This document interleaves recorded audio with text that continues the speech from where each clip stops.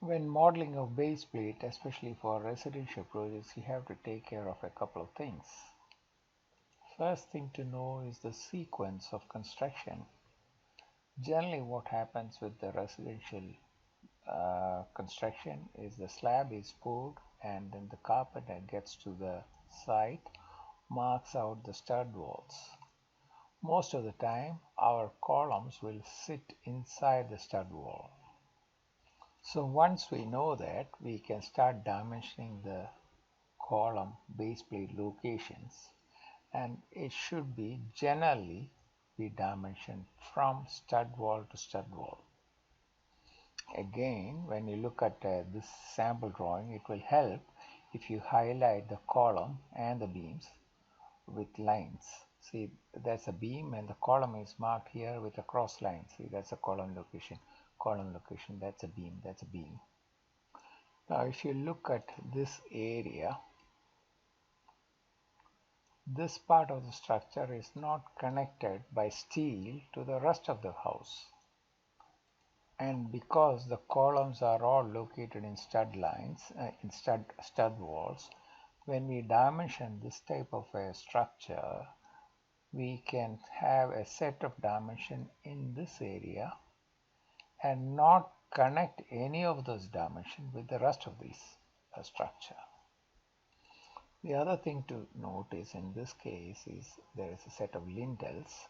There are a couple of columns. So these columns, they need not be connected with anything else. So you look, these two, there are two columns here and one beam, and this is a double stud. We do not normally place the studs, the timber studs, someone else does it. So there is no need to put a dimension between these two columns and anywhere else because they are not connected.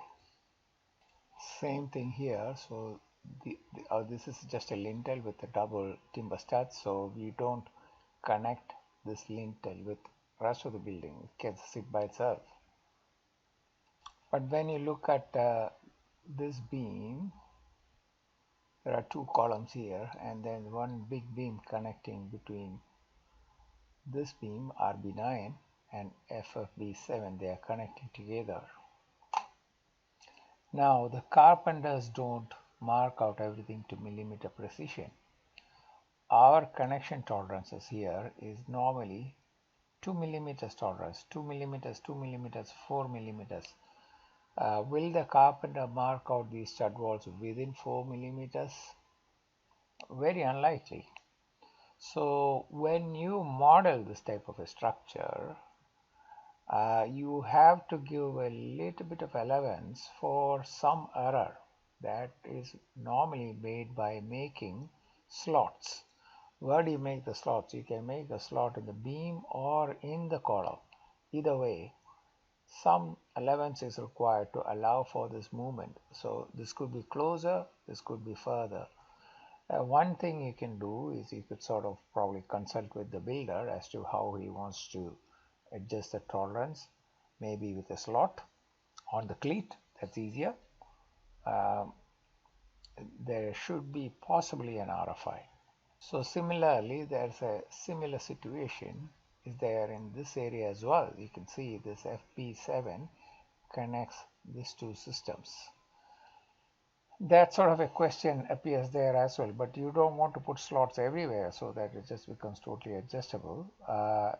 Normally the carpenter should mark out within reasonable tolerance. If it's out of tolerance by quite a lot, then it is not going to fit. The next thing you have to take note of is the direction of the base plate.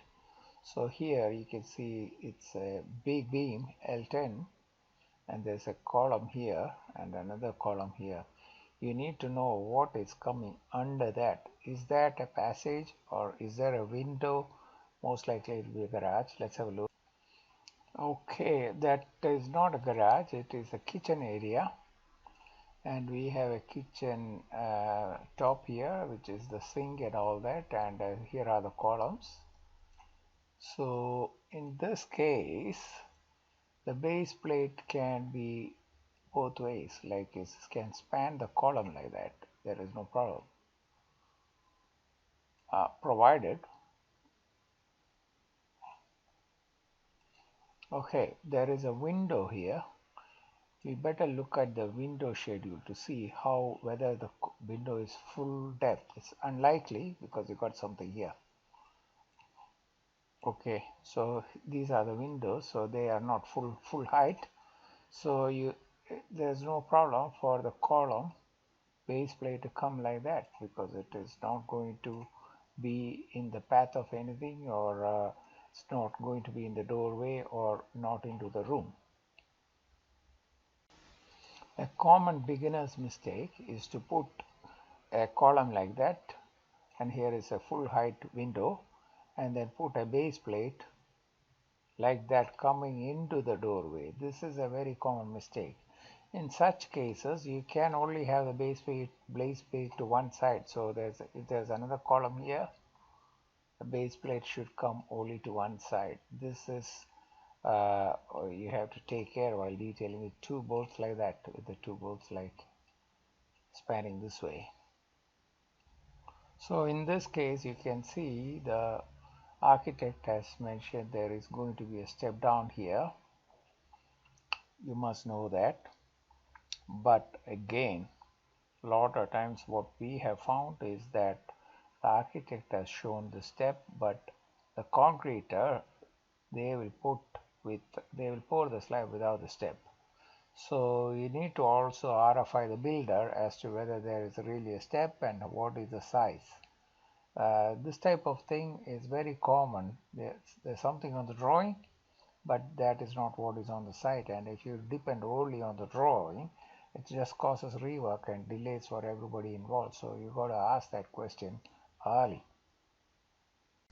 The other thing to note is in such cases, the bolt edge distance from the concrete has to be maintained to the recommended edge distance by the manufacturer of the bolt.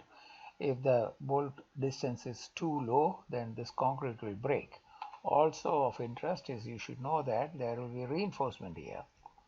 The reinforcement will have a minimum cover, so you got to look at the drawing. So many times you don't want to drill into the reinforcement. If the reinforcement around here is like a 60 mm cover or 45 mm cover, you don't want to drill into the reinforcement. You want to miss the reinforcement. Well, I don't know. So a lot of times it looks like they are going to drill into that. You may not have much choice, because if you come too much in, you are inside the room.